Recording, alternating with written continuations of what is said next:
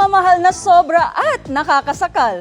Diyan iikot ang bagong GMA Afternoon Prime series na Mommy Dearest simula sa Lunes, February 24.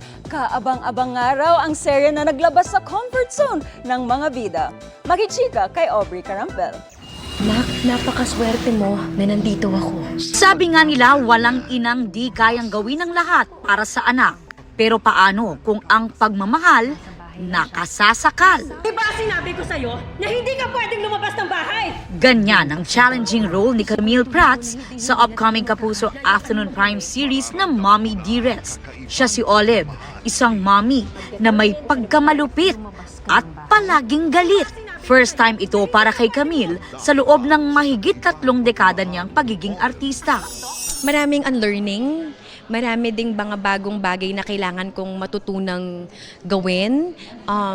There were times wherein kapag nagagalit ako, yung panga ko tumitigas. So I had to be reminded not to use my jaw but more of my eyes. So ganun siya ka-challenging. Yun yung beauty nung role is that you get to embrace everything about the role even if hindi naman siya yung pagkatao mo.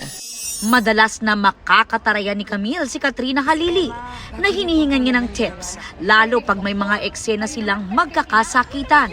Masanay raw kasi dito si Katrina na marami na ring ginampan ng kontrabida roles, kaya naninibago raw silang dalawa dahil tila nagkabaliktad daw sila ng mga karakter. Kasi ako yung laging umaatake sa kanya. So tatayin ko siya, Mars, paano ko to gagawin? Paano ko to gagawin sa'yo na hindi kita masasaktan?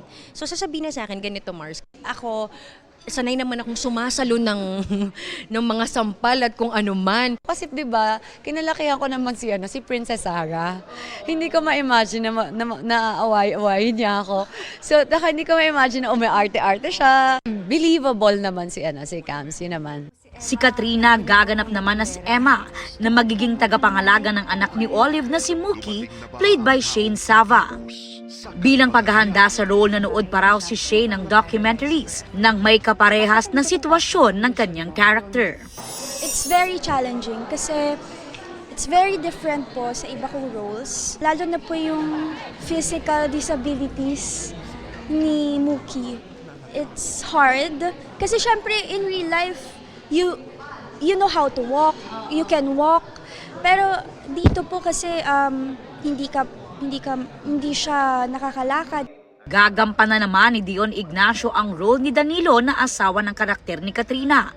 Dahil daddy rin siya in real life, naapektuhan daw siya ng eksena. Inisip ko talaga yung anak ko. So, cut na. Umiiyak pa rin ako sa gilid, ayaw mawala.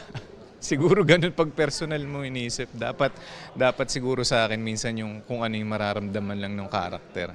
Present din sa media conference na GMA Senior Vice President for Entertainment Group Lilibet Gira Sonable at VP for Drama Cheryl Ching C. Ang Mommy Dearest ay mapapanood na simula sa Lunes 4 p.m. sa GMA Afternoon Prime. Aubrey Carampel, updated sa Showbiz Happenings.